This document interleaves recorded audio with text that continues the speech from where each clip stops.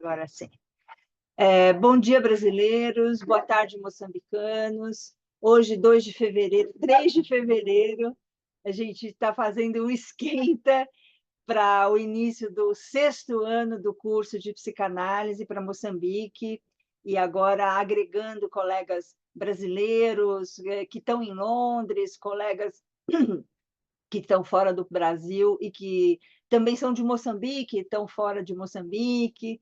Então, a gente está ampliando essa constituição do campo psicanalítico de Moçambique, né? Essa história é uma história que começou em 2019, e concretamente, mas simbolicamente começou em 2015, que foi quando eu pisei em Moçambique pela primeira vez. Meu nome é Helena Lima, eu trabalho sou psicanalista e trabalho em saúde pública desde que começou a AIDS, que dá uma ideia da minha longevidade, né? Eu sou jovem há muito tempo. Então, quando começou a AIDS, eu comecei a estudar, porque era um grande enigma, e a partir disso comecei a fazer consultorias, palestras, etc. E para resumir muito a história, eu fiquei como consultora sênior da ONU, né, da WHO.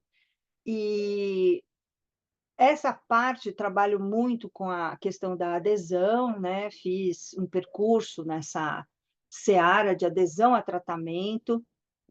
Eu sou bióloga na primeira formação, depois fiz psicologia, emendei um mestrado na psicologia social, depois fiz o doutorado na saúde pública, um primeiro pós-doutorado na educação, psicologia da educação, e sempre nesse diálogo educação e saúde, né? Consultora, professora, já há muitos anos sou aposentada e adoro tudo que eu faço, adoro dar aula, adoro reunir pessoas, fazer as pontes, construir coisas juntos. Então, esse projeto surgiu em 2019, quando eu fui morar em Moçambique, trabalhando numa organização chamada USAID, onde conheci a Zulfa, que foi a minha fada madrinha naquele processo, uma pessoa essencial. E eu tinha uma folga às sextas-feiras à tarde. Era um esquema americano, todo dia era das 7h30 às 5, né? As UFAs 5 ou 5h30, e na sexta-feira tinha uma folga a partir de 11, meio-dia. E decidi montar um curso de psicanálise nos moldes inéditos em Moçambique, que era um jeito de alguma coisa gratuita, aberta, pública e gratuita. E a gente teve 150, 140 alunos inscritos e certificados presencialmente. Aí vim embora para o Brasil e o grupo continuou se sustentando com um grupo de estudos. Fizeram um grupo de estudos sobre interpretação dos sonhos, e o grupo continuou. Veio a pandemia e a gente começou o curso online. Então, a gente já está na 6ª edição. Cada ano a gente faz de um jeito. Então, teve um ano que era temático, depois ficou mais pontual, de leituras cronologicamente organizadas, e esse ano a gente está trabalhando por temas. Então, hoje é uma introdução. Gente, aqui o barulho é de cerveja, mas é água, tá? É água.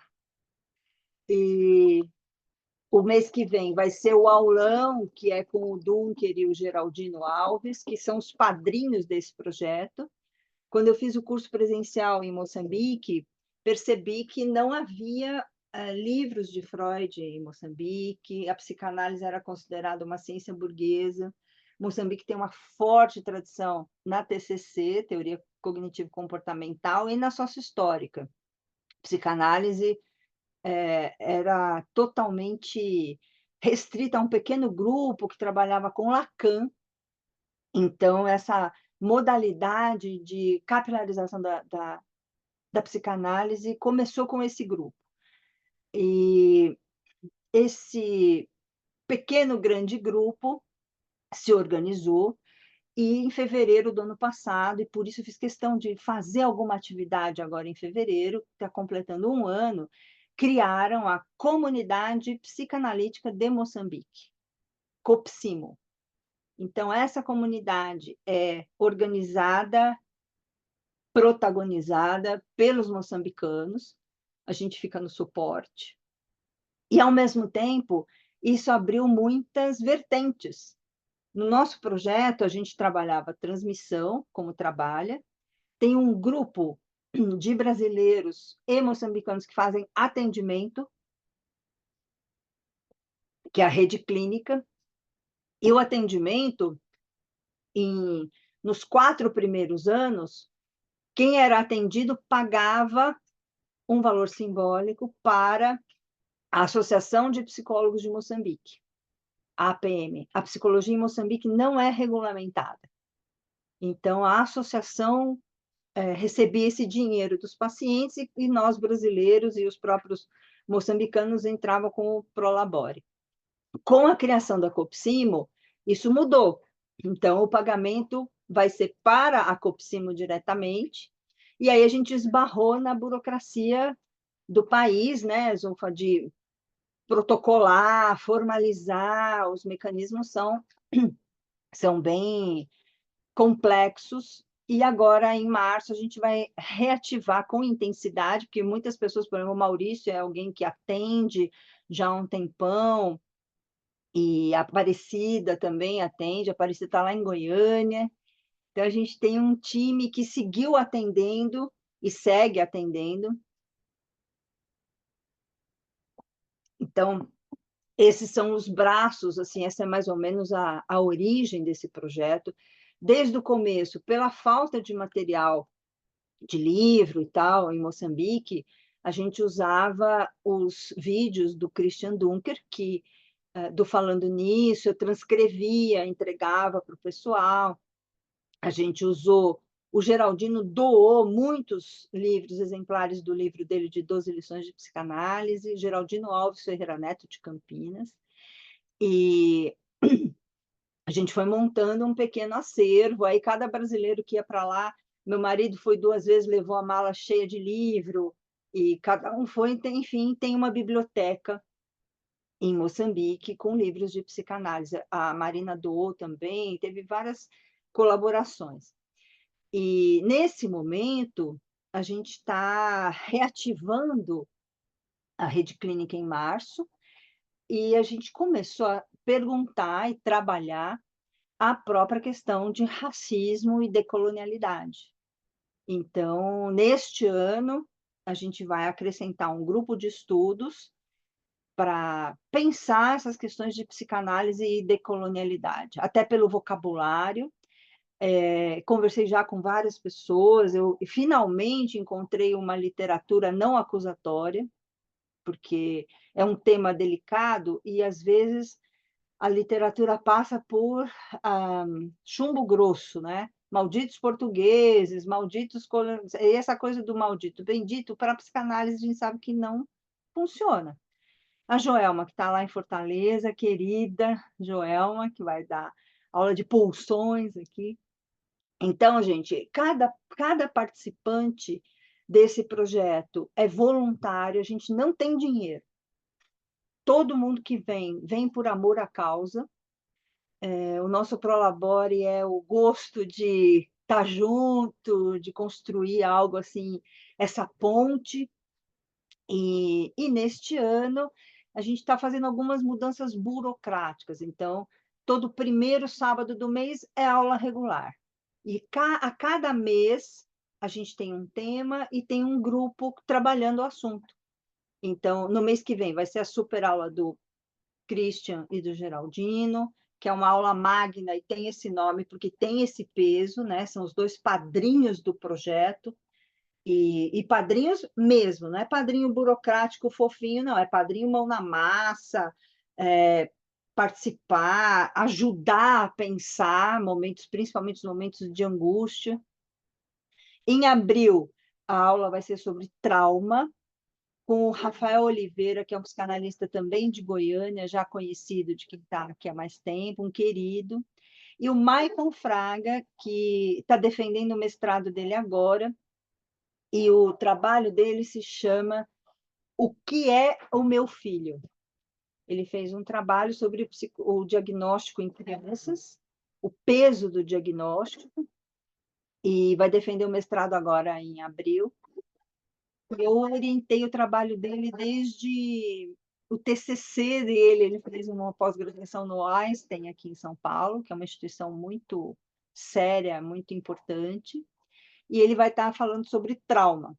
Depois, em 5 de maio, Narcisismo e Constituição do eu e a Marcilene Zaiden, como a Joelma, nós estudamos juntas em 2010, né, Joel? Em Campinas, a gente fez o curso do Geraldino juntas, e eram, vocês veem os laços, né, gente, da psicanálise, e a gente tinha aula sexta-noite e sábado o dia inteiro. Então, sexta-noite a gente saía da aula, ia comemorar, sábado de manhã a gente, assim, engatinhando para ir para. Helena, e não tinha essa coisa online, né? Marcilene e eu saímos de Rondonópolis, que é uma cidade do interior de Mato Grosso, e íamos para Campinas, porque você e São Paulo estava ali pertinho, né? E tinha uma Pertinho, outra amiga também de Campinas, a Irecê, e foi nesse encontro aí que a gente vem tecendo a psicanálise e a nossa amizade ao longo desses anos, né? é, Esses bons encontros que a psicanálise proporciona. é. E a gente sente uma saudade, assim, é curioso, porque a gente conviveu e a gente, com a vida virtual, tem isso, né? A gente consegue se ver mais e se falar um pouco mais. E depois, então, em junho, a Joelma, e com 2 moçambicanos, a Ruquéia Calu e o Temóteo, que eles estão compondo o time das pulsões aí. Falei, gente, pode vir, porque o tema é brabo, é importante. O nosso objetivo é sempre ter brasileiros e moçambicanos na transmissão. Rafael chegando aí de Goiânia, Rafael, bom dia. E então, pulei aqui, Rafael, que vai dar aula de trauma, dia 6 de abril, vai fazer a transmissão, vai estar acompanhado do Jorge Cascassi, de Moçambique, e talvez pelo Dr. Boy Efraim, que está para confirmar a presença, que é de Moçambique e alguém que está com a gente já desde o começo também, um grande apoio. E depois, em julho, a gente descansa, folga. Agosto, a Marina Bialer falando sobre construções em análise, que eu estou com a maior vontade de participar também, que eu acho um tema maravilhoso. Aí, dia 14 de setembro, porque dia 7 de setembro é feriado aqui no Brasil da Independência, e em Moçambique, acho que é Dia do Herói, não me lembro agora. Mas tem algum feriado também. E aí marquei para 14 de setembro, que é meu aniversário. Olha que comemoração. Falando sobre neuroses, o Leonardo Siqueira e a Silvia Consolini, diretamente de Poços de Caldas, Minas Gerais, aquele alpendre da fazenda, aquela coisa toda oxigenada, e de Moçambique, o Jorge com a Regina Roque. Em outubro, Psicoses, com a Regina Vatanucci, e o Paulo Magnani aqui do Brasil, e o Jorge de Moçambique, por enquanto. O Timóteo já se inscreveu para mais aulas também. Novembro, psicopatologia e psicanálise, eu, Maicon e a Melânia, que ainda não chegou aqui, pelo que não estou vendo, mas faz parte aí do nosso time e já chegou atendendo e está na rede clínica também. E fechando o ano, psicanálise e filosofia com o nosso filósofo, Leonardo Siqueira, que é um filósofo que chegou chegando na psicanálise, e o ano passado ele e a Silvia conduziram o estudo dos casos clínicos de Freud. Então, essa é a programação do curso regular. E aí, todo quarto sábado do mês vai ter, eu falo quarto porque tem mês que tem 5 sábados. No quarto sábado do mês vai ter uma atividade que a gente está chamando de troca cultural. Então, para a gente conhecer melhor Moçambique e Moçambique conhecer melhor a gente. Essa troca cultural, nesse primeiro ano, a gente vai fazer com base nos feriados dos dois países. Então, como é que cada país interpreta e transmite o feriado? Então, por exemplo, a independência do Brasil, a gente pode contar essa história de várias formas. Então, que é o 7 de setembro. E essa vai ser a riqueza, né? A gente vai compor, sabendo que é uma das leituras, e a leitura de troca.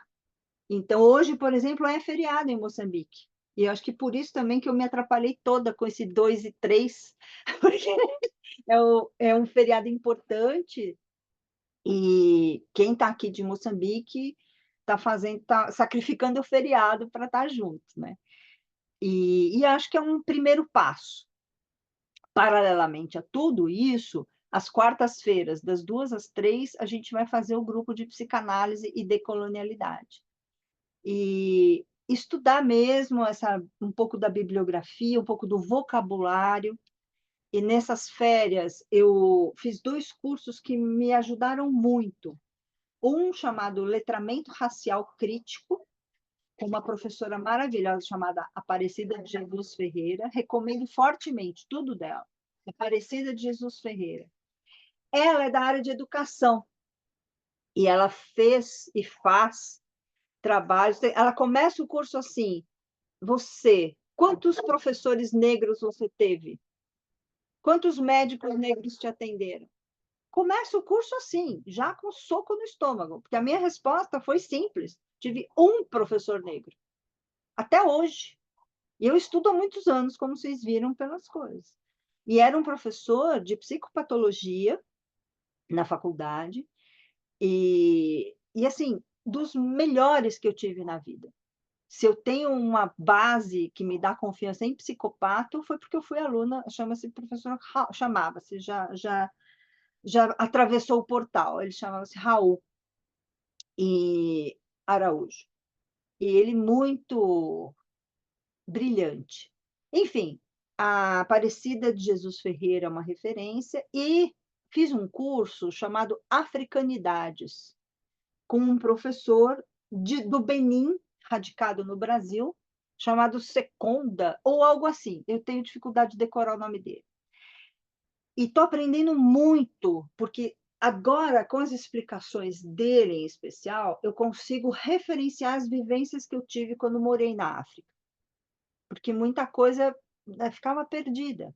E ele começa trabalhando a questão de visão de mundo. Então, ele fala do berço, de onde nasceu, e como a leitura ocidental das ciências até mascara e silencia a questão africana. Então, ele fala: quantos filósofos africanos a gente estudou ao longo da vida? Cri, cri, cri. Aí não tem? Claro que tem. E que os próprios africanos desconhecem. Então, daí esse incentivo para começar um grupo para estudar psicanálise e decolonialidade sem o viés de ataque, porque, confesso, gente, me dá uma preguiça. Me dá uma preguiça quando começam a monopolizar. Não, esse assunto só pode falar quem... Então, não, né? A gente pode falar. E a gente precisa falar. Enfim, todo esse preâmbulo, e espero que vocês participem, divulguem. A ideia é desburocratizar ao máximo, então deixar os links fixos, tudo aberto, gratuito, e a gente vai tecendo essa rede de contatos, e vejam, né, o quão perene isso se desdobra. Quando eu vejo assim esses laços, né, a Marina, a Joelma, a própria Aparecida e Rafael, eu conheci num curso que eu fui dar em Goiânia, num braço que existia do grupo chamado Associação Livre, e está aí até hoje, né? Estamos aqui. E braços fortes do programa e do projeto, braços fortes. A Aparecida tem uma modéstia ali, uma coisa, mas brilhante clínica, brilhante. Casos, assim, uma condução espetacular. Enfim, Eu acho que é um pouco disso que eu queria fazer nesse primeiro momento, e começar a pensar um pouco com vocês. Aqui eu preparei uma fala. Tudo bem até aqui, gente? Querem comentar?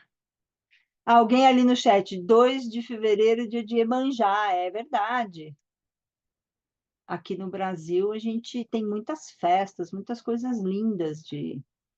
Ah, uma outra coisa, lembrando, eu estou concentrando todo mundo num grupão de WhatsApp, está com quase 300 pessoas, dos alunos e tal. Por enquanto, eu estou mantendo o grupo fechado. E por quê? Porque eu abri 5 segundos e vieram 35 bons dias.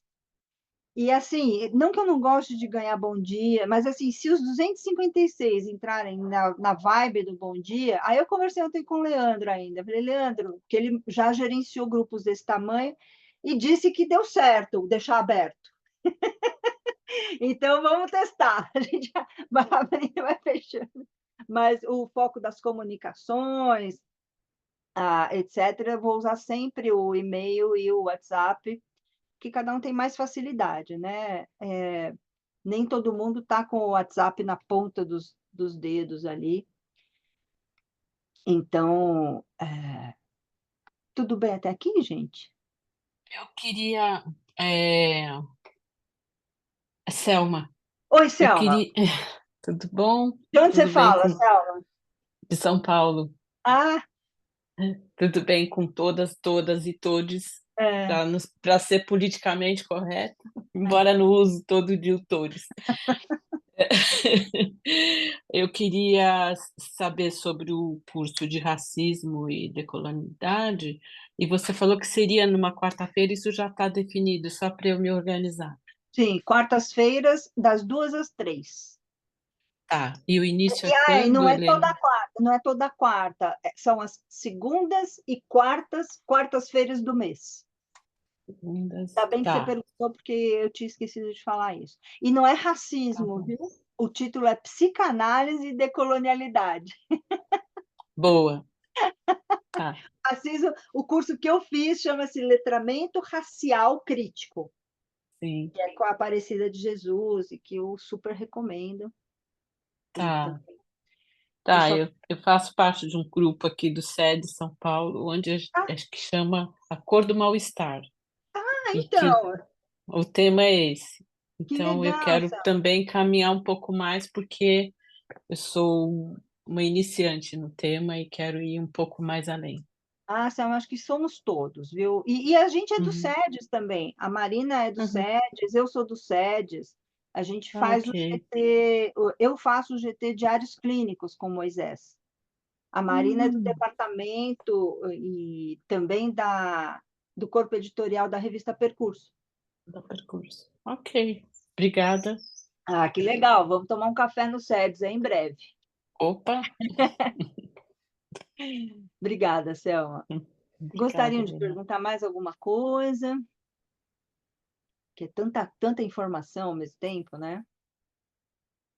Helena, fazendo uma brincadeira, um Oh, xiste, eu não sei, você trocou o dia de Iemanjá com o dia de hoje, que é uma questão muito importante sobre a cultura iorubá, né? Você falando até mesmo, como a gente não estuda na escola, então entra muito nesse tema. Não sei se foi uma coisa tão inconsciente assim, mas como a gente pensa, né, na cultura da Iemanjá, como ela foi branquificada e é. modificada. Acho que um Olha, tema Rafa, importante faz, na sua colonização aí, ó. Acho que faz vale a muito pena. sentido. Faz muito sentido. E cruza com esse feriado de Moçambique, que eu não conhecia. Dia dos Heróis Moçambicanos, é isso mesmo. E porque logo quando eu fui para Moçambique, eu me estrepei por causa desse feriado, porque eu não conhecia e tinha uma burocracia para se resolver com consulado, com não sei o que lá, e foi uma confusão. Então, fiquei com esse 2/3 aí atrapalhado, e acho maravilhosas as festas que a gente tem aqui, de Iemanjá e essa... A Melânia que chegou atrasada pelas instabilidades da internet. Melânia, de que cidade você está falando mesmo? Bom dia, boa tarde, todo mundo. Helena, eu estou em Lavras hoje. Eu estou naquela cidade da formatura do meu sobrinho, Minas Gerais também, as Minas Gerais Minas. mesa aqui. Então tá jóia. Bem-vinda, Melânia. E eu espero não ter, pela tela que eu estou vendo aqui, porque tem muita gente e que eu não vejo a imagem. Por exemplo, eu estou vendo que a Priscila Arantes está aqui, uma doutora pela PUC e cachorreira, e uma recém-doutora, ela fez uma tese espetacular. Cadê você, Priscila? Estava toda quietinha ali, mas não. Estou aqui, Helena. Oh, querida, seja muito bem-vinda. E fala um minutinho da tua tese, Priscila. Na verdade, eu estou falando sobre a pandemia e a vinda de contas do Google para as crianças continuarem estudando. Isso comeu meu juízo. Na época, eu estava como formadora dos coordenadores pedagógicos, e isso me fez ficar muitas noites pensando como que eu poderia falar sobre isso, já que ninguém estava falando, né? Na pandemia, todo mundo aceitou. E eu trabalho na Prefeitura de São Paulo, e os bebês, antes de 1 aninho, já todos ganharam uma caixa de e-mail. E a gente até agora não sabe como isso vai reverberar.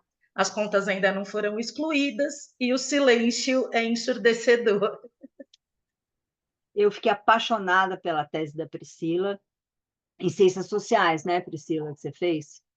Ela fez o Isso, Ciências mestrado na Sociais pela PUC. pela PUC de São Paulo, e que também é outro braço aí da minha formação.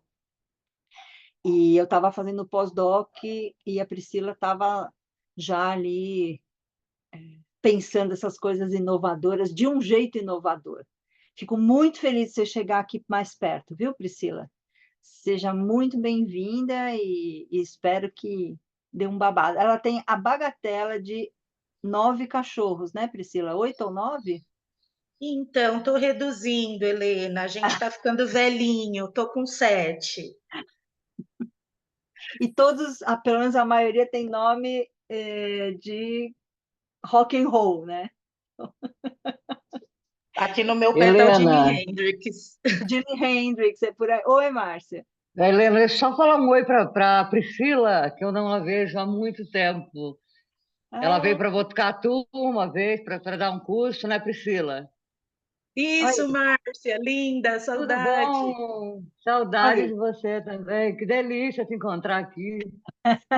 olha a Com Terra certeza. Olha Redonda as aí coisas. fazendo a gente. Muito legal. Bom, gente, então, muito obrigada pela presença. Quero começar contando um pouco de que ponto a gente está das leituras, né? A gente tem agora, quando a gente começou a estudar, a gente é a minha geração, tá? A gente começou a estudar, só tinha uma tradução de Freud para português da editora Imago. E a tradução do Freud da Imago veio da tradução do inglês do James Strachey. Ou seja, o Strachey e a esposa, que também é uma mulher silenciada aí na psicanálise, mas foi muito importante. Eles traduziram do alemão para o inglês e queriam dar uma cientificidade para a coisa. Então, usaram os termos em latim: ego, superego, id, para as instâncias psíquicas que o Freud chamava de Ich, Über-Ich e Es. Então, agora a gente tem traduções diretamente do alemão. Os argentinos saíram na frente e traduziram direto do alemão logo de cara. Então, a gente tem uma edição, aqui atrás de mim tem os livrinhos verdes aqui da Mororto, que é a edição que veio direto do alemão e para o espanhol, e que muitas vezes a gente ficava cotejando. Era Imago com Amororto, e em geral Amororto levava a melhor. A questão da tradução, para nós psicanalistas, ela é mais séria do que para qualquer outra carreira, na minha opinião. Posto que a gente trabalha essencialmente com as palavras. Então, quando a gente pega as traduções da Imago, a Companhia das Letras fez uma encadernação maravilhosa, super bonito, mas continuou mantendo problemas da tradução da própria Imago. Então, nesse momento, a minha tradução favorita é da Editora Autêntica, que não lançou todos os livros ainda. Então, dependendo do assunto que a gente está estudando, a gente tem na Autêntica, beleza, porque até a edição muitas vezes é bilíngue, você tem o original e a página com o texto completo ali. E cotejar. Mas a gente também tem 2 outros instrumentos que eu acho bem importantes. Um primeiro são os dicionários de psicanálise. Gente, desde pequena eu amo dicionário, amo. Sou apaixonada por dicionário.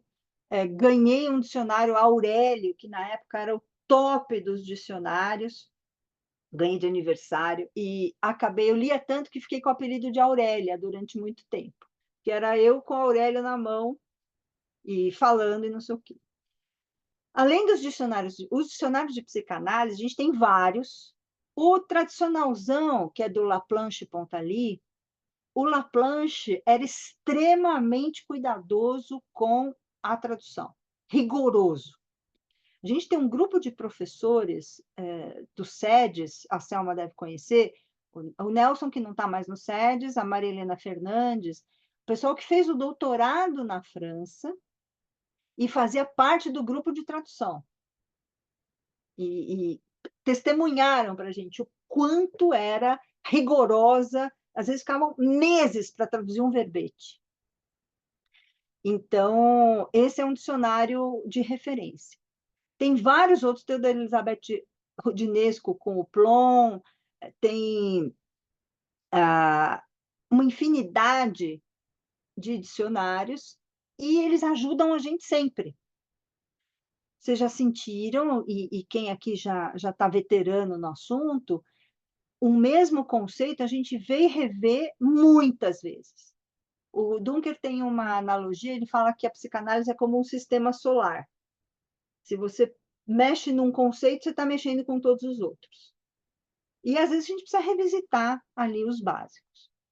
Então, os dicionários são nossos amigos, a gente tem várias versões online dos dicionários. Tem dicionário de Lacan, especificamente, e tem um do Dylan, que é só sobre termos lacanianos, mas em espanhol. E a gente tem uma coisa muito importante, que é pouco usada no Brasil, que é o índex. Olha o tamanho disso aqui. O que é o índex? O índex é assim, eu pego aqui um verbete, aranha. Eu tenho, qual é o seminário do Lacan que está essa palavra? Seminário 20, da data 19 de maio de 73. Argumento, teia de aranha, o trabalho do texto que sai do ventre da aranha, superfície.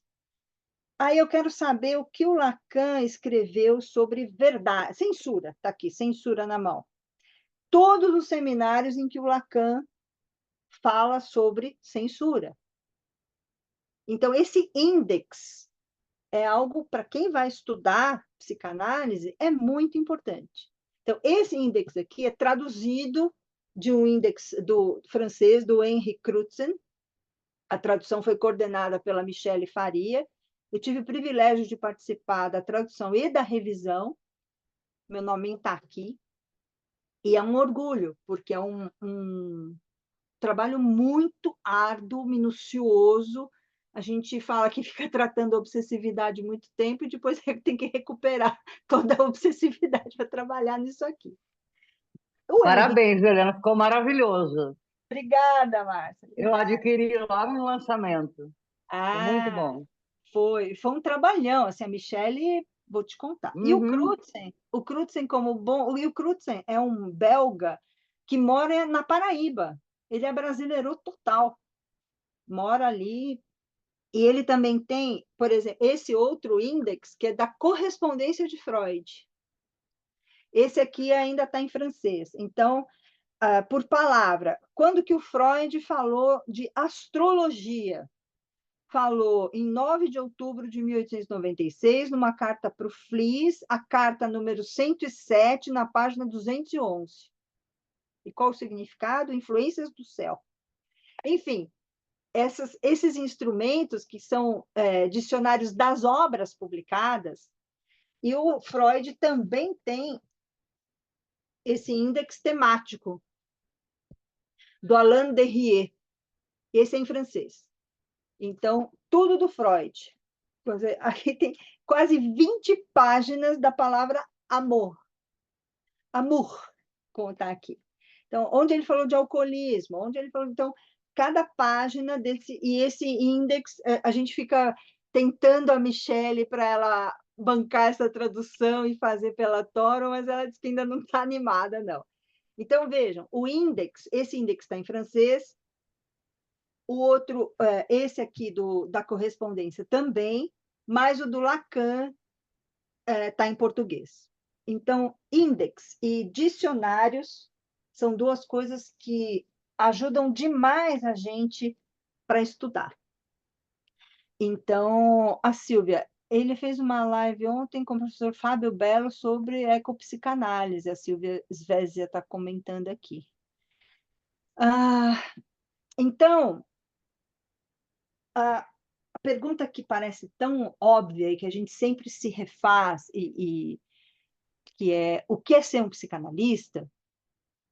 Então, o Freud trabalhou o tripé básico de estudos teóricos, análise pessoal e o que eles chamavam de análise de controle, que virou supervisão e que alguns autores chamam de covisão, ecovisão, discussão clínica. Aí foi rebatizado de todo modo. De qualquer maneira, também a Michelle Roman Faria, a irmã dela tem uma editora chamada Toro, e ela publica todo ano uma série, assim, psicanálise, na arte, nas ciências sociais e em vários lugares do mundo, né? Vários laços possíveis. Nessa coleção, ela propôs um tripé formativo diferente, abrangendo duas coisas do tripé do Freud. Então, a Michelle apresenta o seguinte: o tripé formativo inclui clínica, que inclui análise e supervisão, escrita e transmissão. Então, a proposta da Michelle, com base em Lacan, aprofunda e amplia o tripé freudiano. Então, você tem a vertente da clínica, análise pessoal e supervisão, e o estudo teórico iluminando tudo isso, escrita e transmissão. E a gente vê o quão complexo e difícil é escrever. Então, a escrita é algo assim bem profundo para nós, psicanalistas, tem a questão da própria cultura acadêmica que a gente tem, a psicanálise resvala e desresvala esses links. E aqui no nosso grupo, a Marina Bialer é uma das escritoras mais profícuas que eu conheço, e tem realmente, ela escreveu sobre Lu Andréa Salomé, escreveu sobre Theodor Hayek, escreveu sobre autismo, Steckel. Ela tem um trabalho na história da psicanálise incrível, espetacular. Recomendo fortemente, é um privilégio ter a Marina Bialer aqui no grupo, e ela também é do comitê editorial dessa revista que se chama Percurso, do SED, Sapiense. Especificamente nesse número 70, saiu um trabalho que eu escrevi com o Dunker sobre a escuta psicanalítica na África lusófona, que conta um pouco do meu percurso na saúde pública, um trabalho que eu fiz durante 5 anos na África, com grávidas e órfãos da AIDS, e ele supervisionou a parte de psicanálise. Eu tinha um supervisor da parte de epidemiologia da saúde pública, o professor Eliseu Waldman, e o Christian fazia da parte da psicanálise. Então, e cá estamos nós trabalhando a transmissão. Então, eu estou em dia com o tripé, espero que todo mundo embarque nessa onda, essa possibilidade de estar junto, de construir e respeitando as questões do nosso tempo, né? O que hoje a gente está falando? A gente está falando de pandemia, sequela, como é a clínica online. Então, a gente tem muitas novidades para dar conta e a gente não pode se esquivar dos temas. E, ao mesmo tempo, também não pode patrulhar. Eu acho muito cansativo quando um saber se transforma numa patrulha, numa questão que ou é assim ou você é um idiota, sabe? Acho que esse essa polarização, ela está abrangendo vários setores da nossa existência e a dificuldade que a gente tem para criar uma ponte sem ser uma ponte que só separe, a ponte que realmente possa ligar. Então, no Brasil especificamente, a gente atravessou e está atravessando uma polarização político-partidária muito difícil e reverbera na clínica. Então, por exemplo, tem grupo de supervisão e os grupos de supervisão sofrendo com uma escuta que eles sentem ser prejudicada pela questão da diferença político-partidária. Então, se antes tinha um questionamento assim, será que eu vou atender torturador? Aí vem uma pessoa, eu era torturador, não vou aguentar, não vou aguentar. Esse era um ponto. Que já está mais ultrapassado. Agora são outros dilemas, e dilemas muito sérios, em relação à possibilidade de escuta. Será que eu posso escutar alguém politicamente divergente? Posso escutar de verdade? Ou eu já vou escutar com coceira para catequizar, com coceira para converter? Acabou. Se você tem alguma pretensão de mestria e nesse sentido de convencimento, convencer, alguém vai perder. E às vezes quem perde é justamente quem quer convencer o outro. Então a gente tem um desafio muito grande, que é essa mudança que o pessoal fala, mas hoje todo mundo sem educação, as crianças. Então, assim, tem uma série de pseudodiagnósticos que, se você puser uma lupa, sempre foi assim, numa escala menor, numa escala maior. Mas o que a gente tem hoje é um desafio brutal de conciliar atendimento virtual, conciliar as questões de pagamento, as questões burocráticas. Como é que fica essa questão diante dessa vida de hoje? Então, por exemplo, hoje, antes da aula, eu tinha um paciente para atender e ele me fala, Helena, tive que entrar de plantão, não posso fazer a consulta. Como é o combinado? O combinado é que se faltar e avisar no dia, paga. Eu vou cobrar? Se ele não sabia que tinha plantão? E ele todo cuidadoso. Não, então eu te faço o... Eu falei, não, vamos conversar. Na próxima sessão a gente conversa. Em suspenso o que vai ser decidido disso, porque tem um combinado e tem uma coisa que é da vida virtual, que é dos obstáculos, digamos assim, dos repentes. Então, assim como algumas vezes eu preciso desmarcar e remarcar sessão porque acaba a luz na minha casa, e às vezes o paciente não tem tanta disponibilidade assim de mudança de horário. Mas eu acho que a gente tem aí um espaço psíquico a ser reconstruído, considerando vida híbrida. Agora, por exemplo, a gente vai ter um grande evento de psiquiatria e psicanálise aqui em Campinas, de 22 a 24 de fevereiro, na Unicamp. É um congresso mundial, em que a ideia é reativar o diálogo da psicanálise e da psiquiatria. Aí a primeira pergunta que todo mundo faz qual é? É híbrido? Vai transmitir? Vai gravar? Então, antes não era assim. Não tinha essa possibilidade. No máximo, transmitiam a cerimônia de abertura pela TV chuviscando. Exagerando, mas assim, essa condição de tempo real, que é esse conceito que a gente usa hoje, vamos falar em tempo real, porque também outra mudança importante são os áudios. A gente não tinha áudio nessa disponibilidade que a gente tem hoje. E é um recurso muito importante na clínica. Como é que cada um usa o recurso do áudio na clínica? Né? Como é que a gente se adapta a um cenário muito diferente do cenário em que a gente foi formado, seja qual for a nossa formação.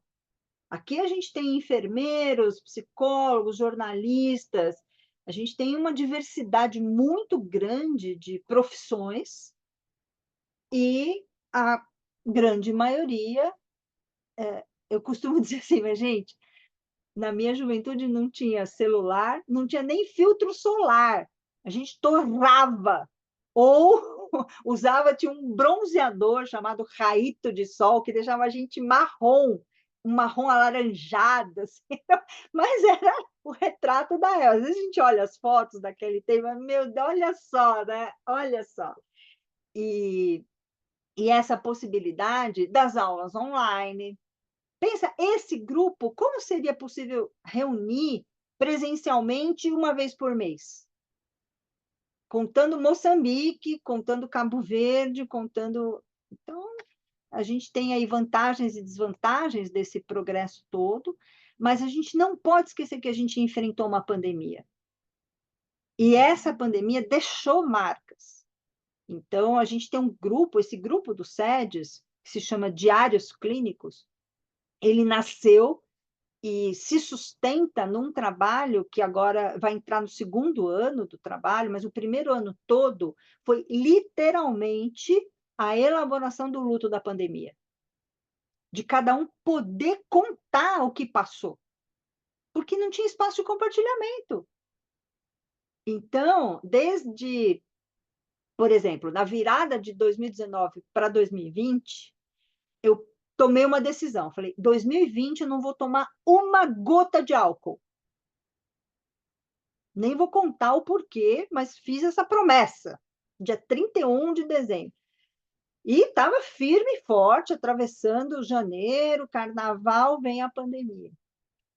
99% dos meus amigos, vamos fazer um brinde virtual, e eu com água, né? Água. Encarei ali, falei, gente, que hora que eu escolhi para não tomar álcool, né? Mas foi bom, porque segurou um pouco as decisões que a gente estava, não imagina os desdobramentos ali. Enfim, acho que a gente tem aí um grande desafio. Primeiro desafio que a gente tem é essa acomodação na vida tal como está hoje. A vida híbrida, a gente está reestruturando um eixo existencial, que é o eixo existencial da temporalidade. Então, quando você está num consultório presencial, o deslocamento, o teu tempo de café, o teu tempo de tal, e quando você está online. Como é que a gente lida com esse caráter híbrido? Sendo que o eixo de temporalidade é um eixo só. Então, a gente tem isso pela fenomenologia, nossos 3 eixos existenciais: relação com o tempo, relação com o espaço e o zelo pessoal. E zelo pessoal não é vaidade, cortar unha, é zelo pessoal, saúde mental. Então, como é que nós, psis, ficamos na pandemia? Tal? Poxa, aumentou bastante meu consultório. Aumentou pra caramba. E aí? E a tua análise? E as tuas supervisões? Isso também aumentou. O cansaço, o tempo virtual é totalmente diferente. Tem lugar que paga mais por aula virtual do que aula presencial. Então, eu penso que nesse momento, especificamente, né, 2024, a gente tem novos desafios, novas perguntas e novos problemas. A gente não tinha É só você imaginar como é que você fica, como é que a gente fica quando esquece o celular. Porque o corpo virou cabeça, tronco, membro, celular e carregador. Pifou o carregador, pifou o celular, mas sim, olha lá. O Rafael aumentou a complexidade dos casos, sem dúvida, Rafa. Sem dúvida. Eu tenho visto na clínica sofrimentos intensificados também por essas mudanças. E às vezes as mudanças não foram nomeadas e reconhecidas e estão ali acumulando. Então, acho que tem sim a complexidade dos casos, tem vários casos agravados e que dificultam o diagnóstico. Então, às vezes, está meio que banal diagnosticar como psicose e é uma neurose obsessiva muito grave. Então, acho que tem essas nuances, né, da clínica, e que elas repercutem para a gente. E por isso, ao Jorge Cascas chegando, por isso a necessidade da gente estar junto, da gente, essa ideia de que a clínica é solitária, ela está cada vez mais sendo desconstruída, porque a gente pode estar a sós com um paciente, mas a nossa rede, a nossa biblioteca, a nossa rede de apoio, os nossos suportes, isso está muito presente. E é dispendioso. Então, a gente conseguir levar um projeto por 6 anos sem ganhar um tostão, e assim, ninguém ganhou, ninguém ganha dinheiro nesse projeto. E olha só a sustentação que ele tem. Eu acho que essa é a força da psicanálise, né? Em fevereiro do ano passado, então, a gente fez um primeiro congresso internacional de psicanálise em Moçambique. Jorge, você pode falar, Jorge? O Jorge Cascassi, ele é enfermeiro de UTI, psicólogo e presidente da Copsimo em Moçambique. E aí, Jorge, você está no trabalho, Jorge? Às vezes ele está e não pode falar, não pode. Porque... Olá, olá, boa tarde Boa a tarde. todos. Boa tarde. Obrigado por esse espaço breve e é uma alegria ver todos mais uma vez aqui reunidos. Estou a ver que são 60 em tempo real, é muito interessante. Pronto, é esse grande desejo de estar em grupo, em comunidade. E cá estamos mais uma vez. Queria desejar um bom ano a todos e manifestar essa grande alegria. Cá deste lado do Índico temos a Copsimo em grande peso. A comunidade psicanalítica de Moçambique, ela é um braço forte do projeto da criação do campo psicanalítico de Moçambique. Já estamos no 6º ano, como já dizia a professora Helena. Olha, foram enormes desafios que ainda são e vamos juntos superando, algumas pessoas saindo por algum tempo e depois voltando e por aí em diante. Então, este ano queremos trabalhar muito, muito mais com tantos outros membros, desde voluntários para a docência, os participantes de todos os cursos e outras atividades. Também, como Copsimo, Comunidade Psicanalítica, queremos ser esses abrangentes, tal como projeto internacional, este é a criação do campo psicanalítico. Queremos que a Copsimo seja internacional. Isto pela legalidade já foi aceite, o nosso estatuto já foi aprovado como uma organização que pode ser internacionalizada. Então, estamos a trabalhar nas formalidades e em breve vamos anunciar assim os caminhos, plataformas para as inscrições. Todos têm que ser membro da Copsimo, vale a pena, não é? Vale a pena ser membro da Copsimo. Então, por enquanto é isto que tinha a dizer, a partilhar. Obrigado, professora Helena, a todos e todas que estão aqui presentes. Muita saudade de todos vocês. E estamos ansiosos também. Este ano temos um intercâmbio presencial. Já está no nosso programa e vamos trabalhar duro para que seja mais uma vez uma grande festa, como aconteceu no Congresso de fevereiro de 2023. Então, estamos a acionar as parcerias, estamos a desenhar mais ou menos aquilo que seria o itinerário deste intercâmbio. Se preparem, todos viajem para Moçambique e não vão se arrepender. Até já. Obrigado. Obrigado. Obrigada, Jorge.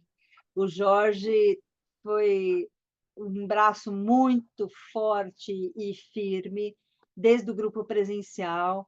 Ele saía da jornada de trabalho e ia para a turma da noite, porque eram 2 turmas no grupo presencial. O auditório era pequeno. O auditório, a gente conseguiu um auditório gratuito na Associação dos Escritores de Moçambique. E o Jorge saía, assim, chegava, você via nitidamente o cansaço, mas começava a revigorar ao longo da aula e trabalhando, e seguiu com um grupo de estudos. Então, não por acaso, ele é o presidente da Copsimo, é quem agiliza as coisas lá. Em fevereiro nós fomos, fevereiro do ano passado, e tinha parado um transporte que é muito importante, que é o voo direto São Paulo, África do Sul, Moçambique. Então, a gente foi por Angola e voltou pela Etiópia. Foi bem sacrificado na viagem, né? Agora, chegando em Moçambique, a recepção que a gente teve, o cuidado, o zelo, então foi muito emocionante. E provavelmente a gente vai fazer um bem bolado das fotos para recuperar, né, Jorge? Porque justamente faz um ano agora, e no Congresso Internacional, que a gente organizou e participou, teve a formalização da criação da Copsimo. Então, de assinatura de estatuto. E Moçambique, gente, festa, é com bolo, é com dança, é com alegria. Então, tem o tecido típico de lá, chama-se capulana. Então, na festa, eles colocaram capulana na gente. Então, depois tem umas fotos, assim, da gente de capulana, da gente no bolo e tudo mais, pelas celebrações, né? Então, o moçambicano, acho que a Ercília está aqui também. A Ercília está sim, ela está quietinha, mas ela está aí. A Ercília também é uma das referências lá, foi muito tempo tesoureira da APM e ajudou a gente muito, vai participar de algumas aulas também. Enfim, a gente está construindo, e por isso o nome do projeto é esse, Constituição de um Campo Psicanalítico de Moçambique. Então, esse é um grupo que tem a Ercília ali. Acabei de ver rapidinho, Ercília. Você apareceu e já sumiu. E Oi, gente. dá um oi pro pessoal, Ercília, Boa querida. tarde. Vai ser um prazer tê-los aqui conosco. Serão sempre bem-vindos. Algo que o Jorge esqueceu de dizer. Nós Diga. casamos a Helena. Helena é nossa. Então, sintam-se nossas esposas e nossos esposos. É verdade, Ercília. É. Eu não conto muito. Aqui o assunto é sério. Pois é, É muito sério. foi muito sério. Foi um casamento de culturas, né? Assim, no último dia do curso presencial, os alunos organizaram uma festa imensa, assim, fardos de água, um bolo maravilhoso, tudo de bom, também capulana e tal, e fizeram a cerimônia de me casar com o grupo. Então, eu sou casada com esse grupo, com anel, com colar, com tudo que tinha direito, né, Ercília? E venho honrando esse casamento, me esforçando, porque agora olha quantos brasileiros aqui também se apaixonando por Moçambique, pela África e tudo mais, né? Eu acho que eu irradiei esse entusiasmo aqui e agradeço muito. E a gente sente falta, gente, vocês não têm ideia do que é a saudade. E a gente está querendo ir para Moçambique na segunda quinzena de julho, para fazer novos encontros presenciais, mas não com o peso de um congresso. O que a gente está é avaliando aqui, Ercília, porque a gente está num arroxo financeiro grande. Então, se a gente realmente vai conseguir ir em julho ou se a gente vai em fevereiro do ano que vem. Mas, de qualquer jeito, a gente vai contactando para combinar tudo, porque eles também precisam se organizar lá e tudo mais. Mas que a gente vai, a gente vai. A gente já foi uma vez, nós fomos em 11 psicanalistas brasileiros e a gente reuniu um bom pessoal lá. E que estão aí, recebi ontem, né? A Ercília vai participar da transmissão também, já participou ano passado, e em análise também, já fez análise, dá umas, como fala, umas pausas em volta, e a gente vai, mas eu acho que esse tripé está chegando aos poucos, no ritmo moçambicano, respeitando os diálogos todos, e muito legal. Aí, o Jorge, é verdade, a Ercília ela é casada pelo movimento de psicanálise, o casamento tem o nome de Lobolo, na língua moçambicana. É, Olha as minhas implicações, hein? Do além-mar. cumprimos a tradição. Cumprimos a tradição. E eu chegando aí, né? Chegando por outras vias. Obrigada, Ercília e Jorge. Acho que agora a gente tem aí um grupo que vai se expandindo de brasileiros que se interessam pelo tema da psicanálise, se interessam por esse braço, né? A sensação que a gente tem muitas vezes é que a gente está abrindo picada numa floresta com alicate de unha. São obstáculos importantes, financeiros, burocráticos, e que a gente não tem muita ideia aqui no Brasil. E a gente vai aprendendo juntos, né? A gente vai fazendo. Uma outra coisa que eu queria comentar com vocês é essa questão de o título, né, da transmissão, como ler Freud. A primeira coisa que eu queria pontuar, assim, qual a diferença entre aula e transmissão? O que vocês acham? Abram o microfone e o coração. O que é que para vocês, eu afirmando, tem uma diferença entre aula e transmissão? Qual seria?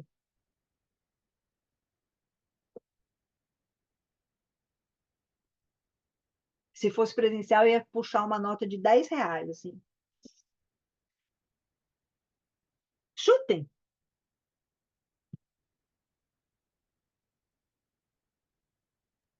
Faz Tá o bom. Pix. Com Pix, moçambicanos, Pix é uma forma de transmissão de dinheiro aqui no Brasil e que cai instantaneamente na conta da outra pessoa. Faz o Pix, quer dizer isso, paga que a gente... Boa, já. Que você estava falando antes das mudanças das questões online. Desculpa, Leandro, já deixo você falar. E essa é uma das mudanças também aqui no nosso país. Tudo é Pix. Perfeito, bem lembrado, já. E eu preciso adaptar a piada, então, viu? Porque não funciona mais. Aliás, aqui em São Paulo, tem alguns lugares que, se você mostra o papel moeda, a pessoa te olha como se você fosse um ET. Em Fortaleza também. Em Fortaleza também. Não, na Inglaterra já está assim, no cash. No cash, não aceita, pronto. É cartão se tiver. Mas, enfim, como eu não vou fazer Pix, obrigada. Qual é para vocês a diferença entre a aula e a transmissão? Bom, Então, eu vou falar então, Helena. Desculpa, pode falar. obrigado. Márcio e Leandro, dois queridos, vamos lá. É uma diferença que eu tenho buscado sempre diminuir. É, eu sou professor há 40 anos, né? Mas, mas sou psicanalista há muito menos tempo, né? E a transmissão tem sido pautada nessa mesma ideia. Em geral, numa aula, se supõe que existe um saber que está em algum determinado lugar do professor, né? Ele é suposto também, porque o professor não sabe tudo, né? Mas demora até que o professor tome consciência disso e até que os alunos se sintam à vontade para também não saber. né? E aí, na psicanálise, na transmissão, eu penso que isso é um ponto tácito, quer dizer, é um sujeito suposto saber, mesmo aquele que faz a transmissão, né? Ele não sabe. E, portanto, a escuta é fundamental nesse processo, né? Como deveria ser também numa aula. Mas, infelizmente, os professores têm dificuldade em fazer isso, né? Então, para mim, é essa a diferença que eu, como disse, tento sempre reduzir nas minhas aulas, né? Passo. Que legal, Leandro. Chegou chegando, é isso. É muito interessante esse ponto de vista, e considerando que a gente aqui no Brasil tem um histórico da tal educação bancária. Então, tá aqui, me transmita como se o professor fosse uma grande teta cheia de leite e a pessoa vai lá e mama. Então, podem interpretar a minha analogia, estou aqui à vontade. Essa é parte da transmissão. Então, e a Márcia? O que você ia trazer, Márcia? Para mim, né, eu acho que aula a gente pensa numa coisa fechada. Eu estou passando conhecimento fechado, uma verdade, né? E a gente sabe que a verdade é relativa, né? Eu acho que na transmissão você é, comunica assim o seu processo de conhecimento, e você traz você pode trazer alguns conceitos, mas que eles podem ser refletidos, discutidos. Eu acho que a diferença, né, fundamental é essa, porque quando a gente pensa em aula, eu vou trazer conceitos, os conceitos são esses e ponto final, né? E eu acho que na transmissão não, na transmissão eu acho que existe também uma conversa e é muito mais sobre o teu processo de construção, de como você chegou àquele conceito, né? E qual é a verdade de cada um em relação a isso. Boa. Eu fico pensando assim no trans, né? Assim, nesse movimento, né? De uma dialética entre que há, né? A gente pensa que vai tentar essa transmissão de tirar algo e colocar para fora, mas que há uma perda, né? Afinal, a linguagem, o mal entendido está aí, né? Então a gente vai construindo junto, né? Stephanie, você trouxe um ponto essencial que e principalmente quando a gente estuda Lacan, o Lacan é bem incisivo na questão da compreensão. Tem até uma coisa que virou meme de Facebook, que é assim, entre o que eu falo, o que você escuta, tem uma distância, não é o que eu falei que você entendeu, tarará, tarará. E para o Lacan, quando a gente, na clínica, acha que entendeu, a gente para de escutar.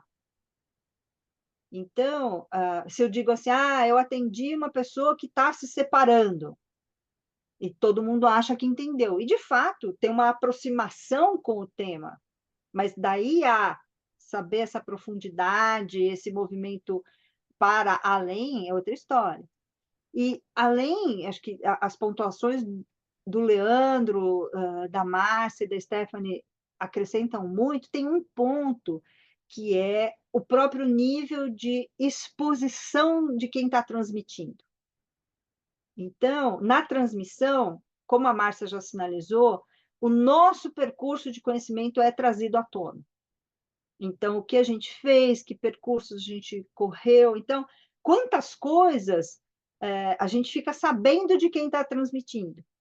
Então, por exemplo, hoje todo mundo sabe que eu e a Joelma e a Marcilene, que não está aqui, a gente já se conhece há mais de 10 anos, acho que 14, né? Já foi em 2010 que eu acho que a gente se formou lá, que a gente fez esse curso. E o Geraldino não está hoje, e ele avisou, porque ele está dando uma aula, mas ele vai estar na aula magna. O Geraldino está com 89 anos, a pleno vapor. E o irmão caçula dele, que tem 86, também é parte do grupo, John Lembe. E eles foram para Moçambique, em fevereiro do ano passado, e aquela viagem longa, aquele calor, aquela coisa, a gente tudo estrupiado e os dois lordes. A gente olhava e não é possível que a gente está no mesmo voo, na mesma viagem. Impecáveis, impecáveis. E quando a gente foi, a gente convocou e convidou os moçambicanos para apadrinhar brasileiros. Então, quem apadrinhou o Geraldino e o irmão dele foi o Jorge. Não por acaso, porque o Jorge é enfermeiro. Se der alguma zica, o Jorge socorre aí. E, no fim, outros tiveram barriga, isso e aquilo, e os dois impecáveis. Mas nenhuma coceirinha, nenhum pernil, nada, nada. Assim, foi espetacular. A vitalidade que a psicanálise traz. E dia 14 de fevereiro agora é aniversário do Geraldino. E é muito impressionante ver o vigor intelectual deles. E as primeiras transmissões que eu vivenciei foram com o Geraldino. Então, esse curso que nós fizemos, eu, a Joelma, a Marcilene, a Irecê, uma turma boa, a gente ia uma vez por mês para Campinas, e tinha aula sexta-noite, e era à noite das 7 às 11. Começava às 9 no dia seguinte, 8h30, não lembro, e até às 5 da tarde. A gente também lá, esbudegado, o Geraldino. Não, porque aqui, porque o Princesa Marie, porque... E esse desejo de psicanálise, que também vem na transmissão. Porque muitas vezes, numa aula formal, a pessoa nem gosta do assunto, a pessoa nem curte falar daquilo. E, no entanto, pela convenção, tal. E na transmissão, por isso que a gente abre a agenda, assim, que tema você quer falar? Porque é um tema que a pessoa está afim de falar, seja porque já domina, ou porque quer aprender mais, ou porque não sei o quê. Então, acho que a gente tem essa... que eu acho um privilégio na psicanálise. Não só na psicanálise, tem outros grupos também, mas principalmente aqui. Tudo bem até aqui, gente? Ana, eu Tranquilo? queria só falar um pouquinho ainda da transmissão, Ô, Joelma, manda bala. já que você lembrou aí dessa questão do Geraldino, né? Que como é que a gente aguentava, vamos dizer assim, aguentar no sentido daquele tempo, né? Das 7 às 11, 9 até 5 da tarde, e alguns já saíam correndo para ir para o aeroporto, outros rodoviária, enfim. Porque era exatamente isso, havia a transmissão. O Geraldino não se colocava no lugar de professor de vir passar um conhecimento. Pelo contrário, ele sempre ia puxando o que cada um já tinha do seu percurso. E era um grupo muito rico, porque tinha zen budista, tinha pedagogo, tinha, acho que era o Murilo que estava ainda fazendo faculdade. Então, assim, foi interessante você lembrar disso, porque era exatamente isso. A transmissão, ela vai nos envolvendo, né? E permitindo que cada um coloque ali o que conseguiu escutar, o que conseguiu já compreender. Não tem esse lugar, vamos dizer, do mestre que vai dizer, olha, essa interpretação não está correta, até porque quem somos nós para dizer que uma interpretação não está correta? Se fizermos isso, já deixou de ser psicanálise, né? E aí, eu me lembrei, você falando disso aí, que uma vez eu fui dar aula numa pós, porque assim, nós fizemos esse curso com o Geraldino, ele fez a parte burocrática, chamava-se pós-graduação em psicanálise, mas ele dava no formato de transmissão. E explicou para a gente, ó, mas legalmente tem isso aqui, ele arrumou uma universidade que deu o formulário lá, o certificado de conclusão, pronto, né, para a gente, para quem precisasse. E aí, logo depois eu fui convidada para ir numa pós, uns 2 anos depois, já estava na docência lá em Mato Grosso, e eu, com essa experiência lá com o Geraldine, da escola de psicanálise que eu fazia parte, fui nessa coisa da transmissão. E aí a turma, pelo contrário, colocava no lugar de professor, de você tentar se perguntar, interrogar, e ninguém falava absolutamente nada. E eu me vi diante de um grupo de 15 pessoas num silêncio.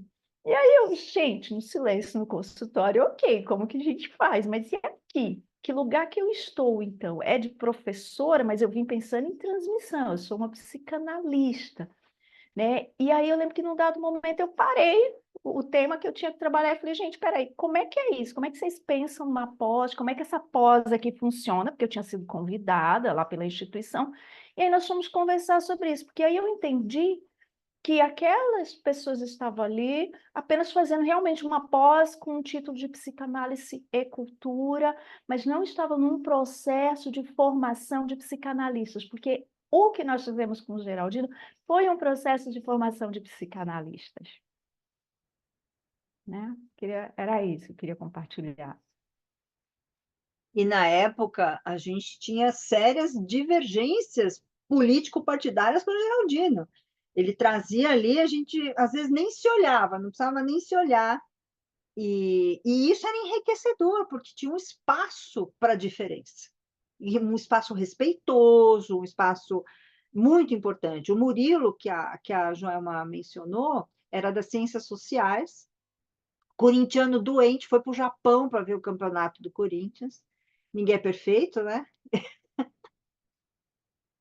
E depois, Joelma, não sei se você acompanhou, ele fez medicina. Ele é médico psiquiatra. Não, não acompanhei. Ele fez psiquiatria. Ele teve um filho, Martim, com paralisia cerebral e resolveu fazer medicina para cuidar do filho.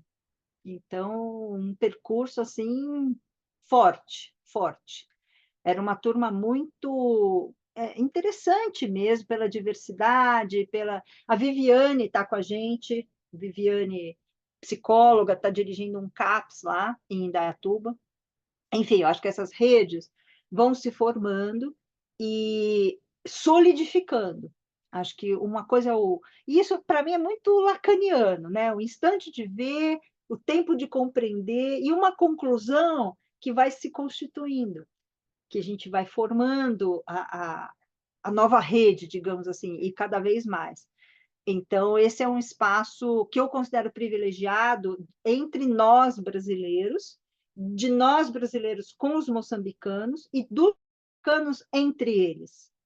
Então, acho que esse espaço psíquico que a gente está constituindo, e não por acaso o projeto se chama Constituição do Campo Psicanalítico de Moçambique, porque realmente é a muitas mãos, feito a muitas mãos. Então, acho que essas questões de aula, transmissão, o nosso objetivo desde sempre foi trabalhar nessa perspectiva de transmissão, de respeitar as ignorâncias e, a partir das nossas próprias ignorâncias, construir novos saberes. Então, eu acho que e falo pessoalmente, né, o curso de africanidades, um curso que eu já vi e revi várias vezes. O professor, como é um africano que radicou no Brasil, está radicado aqui, foi morar no Equador, fez isso, fez aquilo, e tem esse diálogo trazendo a essência da questão africana, que é o modo de se inserir no mundo. Então, uma forma de se sentir pertencente à natureza, de se sentir parte do cosmos, que é totalmente diferente da forma ocidental, de domínio, de controle, né? Mas, enfim, isso a gente vai conversar no momento oportuno. Agora, a gente tem, assim, uma riqueza de muitos estudiosos, de gente que tem essa abertura para pensar, porque eu acho que a grande sacada de uma transmissão é colocar o pensamento em movimento, é te incentivar. E aqui a gente tem, por exemplo, o Rafael é um apaixonado por livros e café, o que nos torna irmãos gêmeos, assim. E um trabalho muito importante na seara de autismo, na parte dos diálogos interdisciplinares, e acho que cada um tem um potencial, e que numa aula tradicional, e aí falando da educação bancária massacrante, nenhum talento vem à tona, a não ser o suposto de quem está dando a tal da aula. Então, a construção, e isso na pedagogia do Paulo Freire é muito clara, se você não souber escutar e enxergar para quem você está dando a aula, a coisa não vai fluir nunca, nenhum conteúdo vai ser transmitido. E a gente se empolga, se a gente faz um levantamento assim, quais os melhores professores que eu tive e tenho? Então, tais, o que eles têm? Para mim, a primeira coisa, são todos apaixonados pelo que falam. Todos. Não teve um professor, principalmente na psicanálise, que não fosse apaixonado. Uma outra coisa é o domínio do conteúdo, dentro do possível. Saber do que está falando. Então, você percebe que aquela pessoa já estudou muito, não só o estudo de um livro, de um material, mas de refletir sobre aquilo dentro da sociedade em que está inserido, e as implicações. políticas, as implicações não partidárias, políticas no sentido da polis, da postura que a gente tem. Então, atualmente, eu faço parte, aqui em São Paulo, a gente tem um Fórum do Campo Lacaniano, e eu faço parte de um grupo desse fórum chamado Psicanálise e Saúde Pública, cujo coordenador foi meu aluno no século passado. Então, quando eu entrei e vi que ele era o coordenador, eu falei, ai, tomara que eu tenha sido uma boa professora para ele. E foi super bom, bem recebido. E é um núcleo que discute saúde pública do Brasil, a possibilidade de inserção da psicanálise, e às vezes não dá para inserir a psicanálise o pacote completo. Às vezes é um aspecto da psicanálise que cabe naquele cenário. Então, a Melânia estava conversando que ela está assumindo determinadas aulas numa universidade, né, Melânia? Que não é exatamente a disciplina psicanálise, venha deitar e rolar, não. É ali cavando, trazendo a praxis. E esse é o nosso desafio em vários setores. Cada um está inserido, está na universidade, está num outro trabalho. A possibilidade de aprendizado e troca que o Fernando trouxe aqui, Fernando Tietê. Eu penso que na aula o professor deveria estar aberto a aprender com uma troca contínua com os alunos e na transmissão só tem uma mão. Eu acho que, assim, tanto na aula como na transmissão, é importante que circule a palavra. No Brasil, a gente teve esse massacre da educação, em que uma grande parte foi transformada em educação bancária, pura e simples. Inclusive, a própria psicanálise não está isenta disso. Então, acho que essa aqui, pelo que estou entendendo, sou iniciante nesse nível mais técnico. Transmissão teria mais troca do que numa aula. É isso? Eu sempre pensei na aula como ambiente para aprender constantemente, com a troca entre professor e aluno. Também transmissão tem um conceito psicanalítico específico. Sim, nesse sentido, Fernando, da nossa exposição pessoal. Eu não consigo trabalhar a transmissão sem me posicionar. Então, minha origem, a minha constituição. Então, eu dou um exemplo que o pessoal que já me escutou já deve estar enjoado. Da primeira vez que eu fui para a África, o meu objetivo era trabalhar a adesão ao tratamento por grávidas com AIDS. Então, eu chego no meu primeiro dia, primeiro trabalho de campo, uma paciente de burca, daquela burca toda preta com um fiozinho só no olho, falando português, né, na Guiné-Bissau.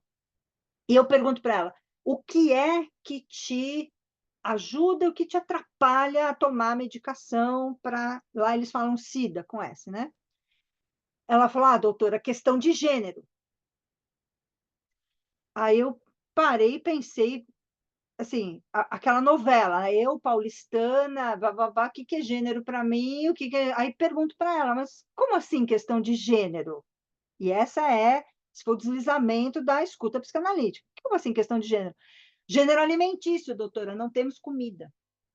Eu nunca ia imaginar. Porque, embora a gente fale português, a gente só usa gênero alimentício num contexto muito específico. Então, na medida em que eu trago essa experiência e apresento a psicanálise como compondo esse cenário, eu estou fazendo uma transmissão. Seria diferente se eu dissesse, olha, para fazer uma entrevista qualitativa, há que se criar um pequeno dicionário. Então, acho que tem essa... Claro que na educação ideal, a aula é um momento de troca e aprendizado, sim, com limites e possibilidades. Não é a nossa realidade. E, às vezes, muitas vezes, o aluno não quer falar. Esse cenário que a Joelma enfrentou, de ter 15 múmias mudas, é desesperador. Mas, peraí, cara, você está aqui... E aí, óbvio que se ela começasse a despejar, porque Freud, porque Lacan, porque o inconsciente, porque papapá, eles iam amar. E ela ia sair de lá zumbizada, né? Semi-morta, porque é muito decepcionante esse tipo de coisa. Funciona para certos cenários, certas coisas, então, enfim, não é condenar uma forma e enaltecer outra, mas é pontuar que o que a gente trabalha idealmente na psicanálise é com a transmissão. Por isso a gente fala assim, aulas regulares, porque é o vocabulário corrente, porque o correto seria transmissões regulares, que são os temas que a gente elencou com base no interesse dos alunos que foram apresentando e tal. E os temas de sempre, neurose e psicose. Quantas vezes a gente já falou disso? Então, qual vai ser o recorte? Qual vai ser o impacto que vai ter para cada um na sua clínica? E a supervisão, por exemplo. Na supervisão, a supervisão é um espaço formativo. O que caracteriza uma boa supervisão? E a gente participa, que está na clínica há muito tempo, já participou de muitos tipos de supervisão. Então, tem supervisão em grupo, supervisão individual. E aí, qual é a do supervisor? É esnobar? É enfiar o dedo na ferida? Eu já tive de tudo. Já tive supervisor sádico que eu falei, não volto aqui nunca mais para discutir nem arroz com feijão, bife e salada. E os supervisores, que a gente, no SEDES, a gente tem uma formação e a cada semestre, ou às vezes cada ano, a gente tem um tipo de supervisão. Então, tem supervisão individual, tem supervisão em grupo, e no SEDES, a gente nunca teve supervisor sádico, pelo menos a minha turma. Eram supervisores colaborativos, que incentivavam. Então, viam que você estava ali meio capengando numa coisa, te davam leitura para fazer. A minha concepção de bom supervisor é essa. É alguém que te incentiva, porque os deslizes acontecem. Puxa, eu podia ter falado tal, puxa, eu podia ter calado. O que eu mais vejo, assim, eu podia ter não falado. E é isso. E tem uma frase da Pierre Aulagnier, que é uma psicanalista que eu gosto muito, ela diz assim, olhar o passado com os olhos do presente, com vistas ao futuro. E eu acrescento, sem chicote. Você olhar o passado com os olhos do presente, se lhe der um chicotinho, então, cautela nesse processo, e falando da transmissão, a supervisão também é um espaço de transmissão. E aí que você vê a generosidade, você tinha e tenho um supervisor que é de Campinas, que é o Mário Eduardo Costa Pereira, e é alguém que me acompanha há muito tempo. E assim, às vezes, em uma hora, eu saio com 10 livros para ler. Claro que ele sabe que eu adoro livro, adoro ler e tudo mais. Mas que respeita, e no caso dele, ele pede tudo por escrito antes da supervisão. O que a gente vai discutir? Pá, eu mando por escrito, ele acho que estuda ou lê e tal, a gente discute. Tem supervisor que trabalha com associação livre, vai contando. Então, mesmo dentro da psicanálise, a gente tem diversas modalidades de transmissão. Tem transmissão, por exemplo, eu adoro usar PowerPoint em transmissão, mas parecia que era um pecado mortal. Não, se você faz transmissão, não pode. Como não pode? Se comportar e se couber, tem que ter. Que recursos cada um de nós tem para se sentir bem falando de tal assunto? E penso que muitas vezes tem um estereótipo de psicanalista, assim como tem o estereótipo do ram-ram, que o psicanalista não fala nada, só fica no ram-ram, é um estereótipo perigoso. Porque aí, às vezes, a pessoa fala, nossa, mas você fala, hein? Você não é psicanalista? Nossa, como você pergunta? Pois é. E a gente, na clínica, vai trabalhando com a nossa própria análise, esteja a gente ou não com o analista. Por isso fala a peste. Pegou, não sai. Uma coisa que eu sempre, sempre sugiro e recomendo é que cada um de vocês que assim, estão próximos da psicanálise, estão imersos na psicanálise, ou o que for, tenham sempre um bloquinho. Um bloco em branco. Aliás, o meu não está em branco. Vou mostrar assim. Um bloquinho à mão. Para que esse bloquinho? sei lá. Mas quantas vezes você está fazendo uma coisa nada a ver com o trabalho intelectual e tem um insight, e tem uma ideia? Lavando louça, porque eu vou falar das coisas mais cotidianas. Se você lava louça, se você passa roupa, se você tem atividades domésticas em que você nem percebe e teve insight. E aí você fala, não, depois eu vou lembrar, não vai. É que nem hematoma. Se você der uma pancada na perna, anota, caderninho de hematoma. Você não vai ler, onde que eu bati isso aqui? Essa condição do registro em psicanálise, ela é muito importante. Seja o registro da sua análise pessoal, seja o registro dos atendimentos. Por quê? Porque essa é a base da possibilidade de escrita, que é parte do tripé. Escrevemos pouco ainda em psicanálise. Então, essas revistas, então, tipo, essa revista Percurso, que é do SEDES, ela tem a versão impressa, tem a versão digital, e tem outras revistas, pelo menos aqui em São Paulo, nas instituições, revista ID, de psicanálise. Mas tem várias outras que fazem diálogos. Então, psicanálise e filosofia, psicanálise e literatura. E a gente não está habituado. Porque a gente tem uma coisa de que a escrita científica é quase que uma quimera, decifra-me ou devoro-te. Então, eu sempre sugiro, tenha parceiros de conversa, tenha parceiros de escrita. Então, minha parceira de escrita é a Marina Bialer, que é uma parceirona, alguém que, por desprendimento, lê, comenta e acrescenta, e isso aqui está a mais, isso aqui está a menos, tá. É muito importante a gente ter essa parceria, ter essa coleguinha. Helena, Oi, e Márcia. a gente tem hoje também as revistas virtuais, né? É, Que tem são a muito revista legais. Lacuna. Inclusive, eu vou até divulgar aqui, eu tenho um artigo sobre a pulsão escópica na revista Estilete, que eu sou membro do Fórum do Campo Lacaniano, né, de Curitiba. De E Curitiba. essa revista... eu fui parar em Curitiba na pandemia. Eu tive uma transferência de trabalho na pandemia com o pessoal de Curitiba, aí eu comecei em 2020 eu comecei a participar, entrei como membro do fórum. Então, e essa revista Estilete, ela é online, né? E tem um artigo meu sobre a pulsão escópica. Se alguém Põe tiver no chat. interesse.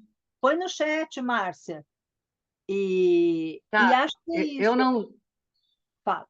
Eu não sei como é que eu faço. Eu podia até colocar a revista no chat, mas eu não sei como é que eu faço isso. Eu Como eu vou não sei. colocar o nome da revista e o número, então. Eu acho que Isso. aí, se alguém A tiver gente... interesse. Isso, ou depois, se você quiser me mandar por e-mail, eu ponho no Eu grupo. mando. Fica mais Tá, é fácil. melhor, eu mando para você. E a gente também está com um livro, que aí não é do fórum, sobre a psicanálise na polis. Eu tenho um artigo também falando sobre a formação do analista nesse livro. E a Olha gente só. também vai sair agora esse ano um livro pelo Fórum Rio, que eu também tenho um artigo, né, nesse livro. Aí eu vou passando para você e se você Maravilha. quiser ajudar a gente a divulgar, eu super agradeço. Claro, de Botucatu para o mundo, né? Pois é, pois é. Legal, muito legal. Eu acho que é essa rede que a gente vai formando que... E aí, assim, só para finalizar, a questão de o básico, né? Quando a gente lê Freud, por que é tão importante ler as datas?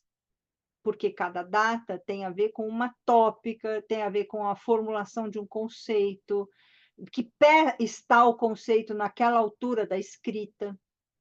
Então, essa evolução conceitual, digamos assim, esse amadurecimento, a gente vai com o tempo pegando, e tem a ver com, olha, o texto que eu vejo que tem mais nota de rodapé, acho que do mundo, tem dois, o Gênesis do Antigo Testamento e 3 ensaios sobre a sexualidade. Tem mais nota de rodapé do que texto. E por quê? O Freud, lá, a Delmara colocou o link ali, estilete. Fala estilete mesmo?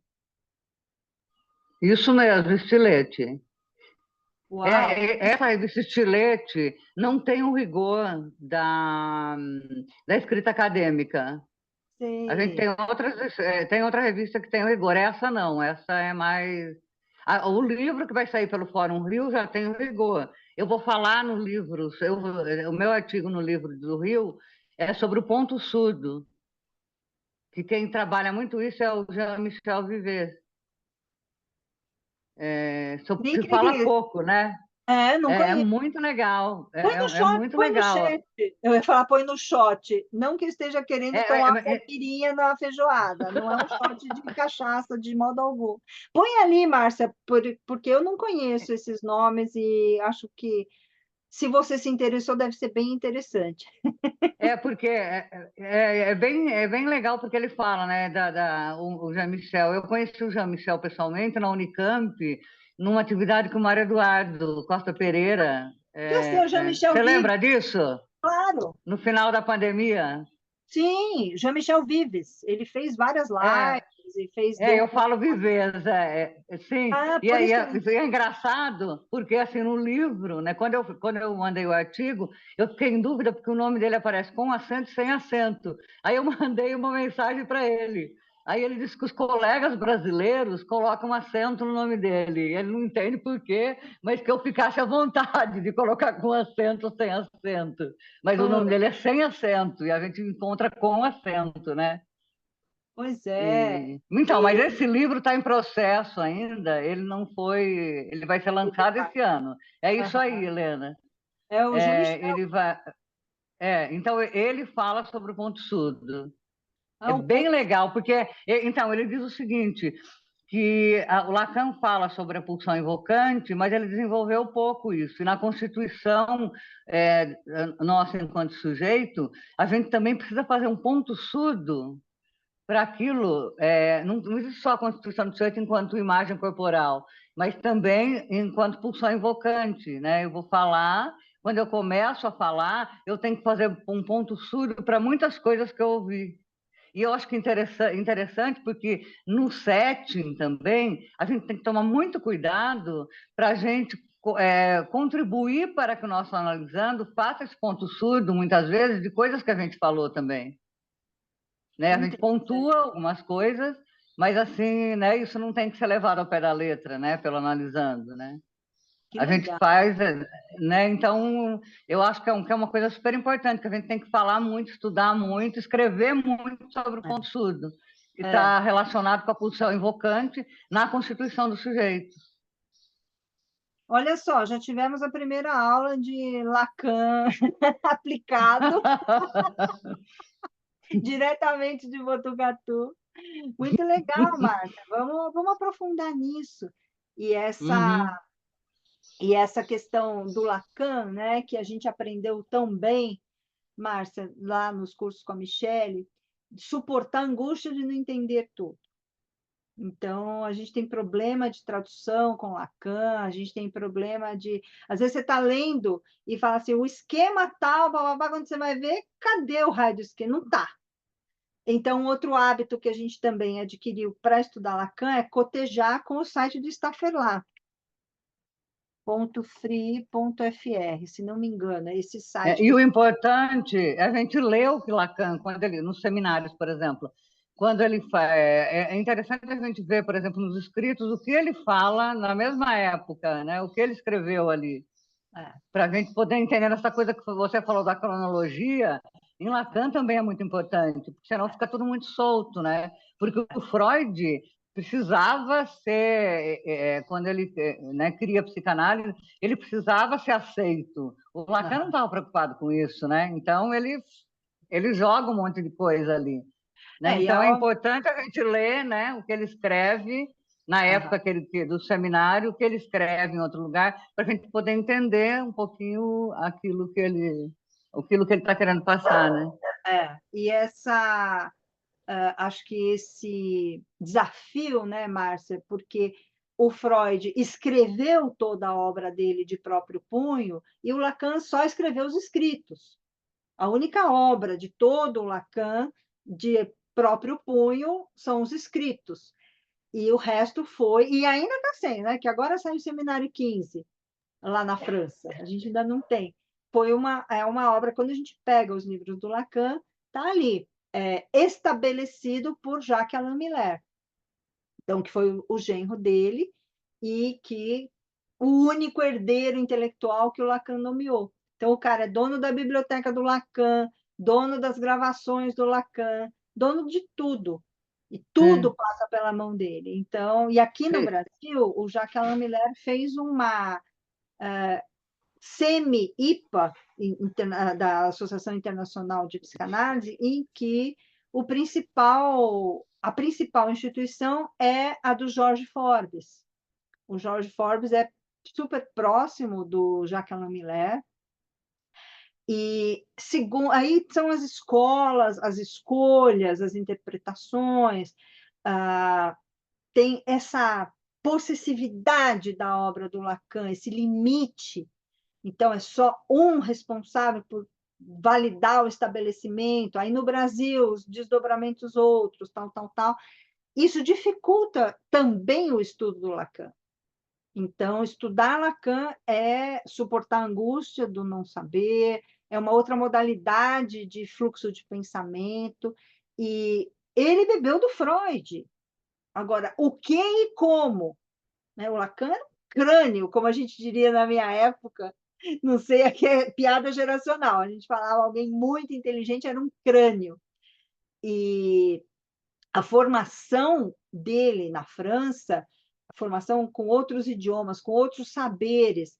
Então, não por acaso, o Lacan foi desde a etologia, desde o estudo dos animais de Konrad Lorenz e outros etólogos, até a maluquíssima topologia. Então, assim, alguém às vezes pergunta se eu sou lacaniana. Não, não sou.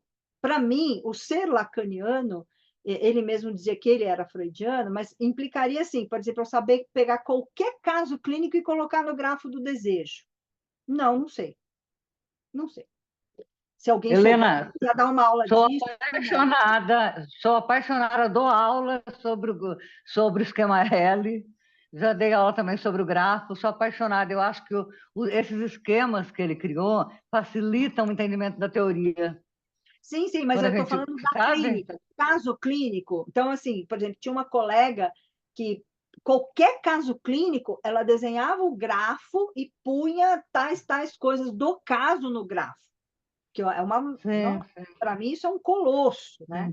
E de que maneira a gente que está trabalhando temas amplos. Então, a minha sugestão, agora que a gente já está encerrando, é que vocês retomem a leitura desse livro que é tão importante, que é Inibição, Sintoma e Angústia. Então, ele é datado, ele foi escrito numa certa época, o que teve no entorno, o que o Freud já havia amadurecido da própria teoria, da própria questão do aparelho psíquico, e a gente tem visto, aí, Rafa, você vê se concorda ou não, que a gente está tendo muita intensidade nas inibições na clínica. Estão chegando, as pessoas que estão chegando têm um sofrimento muito marcado por inibições. O que você acha, Rafa? Acho que muito forte, né? À toa que eu acho que o meu último texto foi falando da relação da digitalidade e essa inibição. Então, a gente está vendo muito isso, né? Uma cristalização, uma coisa super egóica muito forte de ideais. E a gente está pegando, sei lá, quem trabalha com adolescentes, essas coisas. Você pode ver adolescente que não fala na clínica, adolescente que não vive experiências, esse isolamento. Então, acho que esse texto, na hora que você falou desse texto, eu falei, Super Gêmeos ativar, porque eu estou revisando ele agora.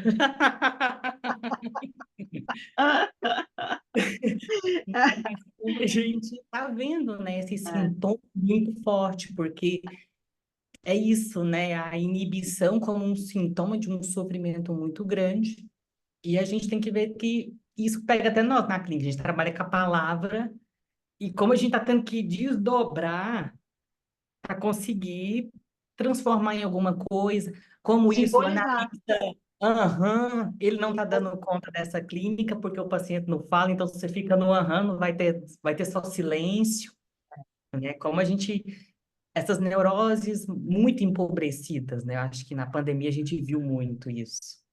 Eu tenho visto o que eu estou chamando de rebote da pandemia, que tem a ver com quem foi mais restrito em termos simbólicos na pandemia. Então, a gente vê não só os jovens, mas vários relacionamentos em esferas diversas, em que teve uma intensificação do empobrecimento simbólico.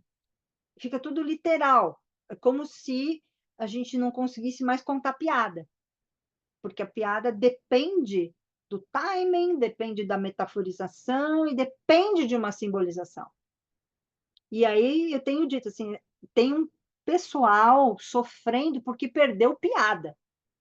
Não tem chance de entender aquilo que está subentendido e também não transforma, fica literalmente. Então, várias que eu chamo de falsas questões ficam aí pipocando. Então, a Marina, que reapareceu aí, agora num cenário todo especial, Marina, ela escreveu um livro sobre adolescentes em tempos instagramáveis, que é um livro que eu acho que todo psicanalista deveria ler, porque a gente está nessa etapa e passou por uma... A gente saiu do analógico para o digital num certo ritmo. As gerações depois da gente já nasceram com o dedinho ali. Não sei nem como que, né, dá conta daquele tum-tum-tum. Então, acho que essa condição... Ô, Marina, fala um pouquinho do teu livro. Helena, acho que você descreveu bem aí, foi uma tentativa de pensar, né, pensar as tecnologias, que é uma coisa que tem me interessado estudar, né, de fato as nuances, né, e tentar pensar isso que você falou, né, o que que marca essa geração, né, a geração que nasce, né, eu até vou brincando no livro que quando ele sair pronto já vai ser a geração TikTok, né, e é um pouco o que está...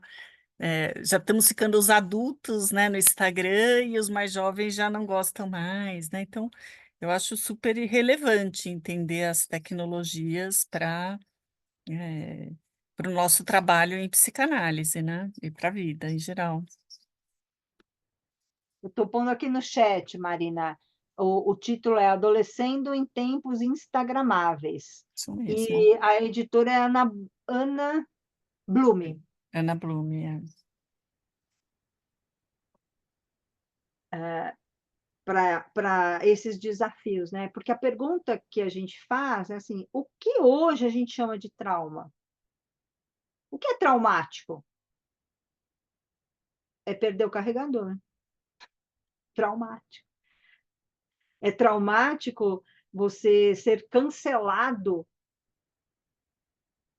na mídia digital, nas redes sociais. Então, o cenário de sofrimento é um cenário que tem outros elementos. E a gente, como diz o Pablo Pelsner, que é um argentino, ele fala assim, não vamos recuar, só que ele completa, ante a psicose infantil. O tema dele é não vamos recuar ante esses novos desafios e, principalmente, lembrando das trocas. Então, quem são os parceiros de diálogo? Quem são as pessoas que também pensam esses problemas nessa perspectiva de integração com a psicanálise? Tá bom, gente?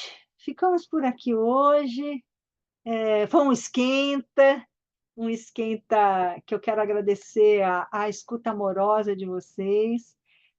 Para o mês que vem, então, dia 2, aí é dia 2 mesmo, sábado, se não me engano, o calendário, que vai ser um aulão. O Geraldino está preparando um texto e ele disse que vai mandar o texto antes, então, assim que ele me enviar, olha, alguém encontrou, a Dulce encontrou o texto da Márcia. Está ali no chat. Então, espero que todos tenham um ótimo fevereiro, um ótimo carnaval, seja pulando, seja lendo, seja se sentindo bem na última análise. E já em março a gente vai começar a ter 2 sábados, e em março, provavelmente na segunda quarta-feira, a gente começa o grupo de decolonialidade. Mas aí eu aviso, entro em contato com vocês. Tá bom, gente? Obrigada. Canimambo. Tchau, tchau, queridos. Obrigada. Helena, eu pedi para entrar no Animado. grupo lá, tá? Tá. Obrigado. Bom dia a todos. Chegou o momento. Tchau, tchau para todo mundo. Tchau, Ercília. Tchau, Boa obrigada. noite aí. Priscila, Animamos. admirando. Muito obrigada, Helena, todo mundo. Depois eu Adorei. mando o link da gravação. Todas as aulas vão ficar, aula e atividade gravados, vai ficar tranquilo. Obrigada, Helena. Até mais, pessoal. Tchau, Tchau. tchau. Muito feliz por ter voltado. Ah, que bom, eu também.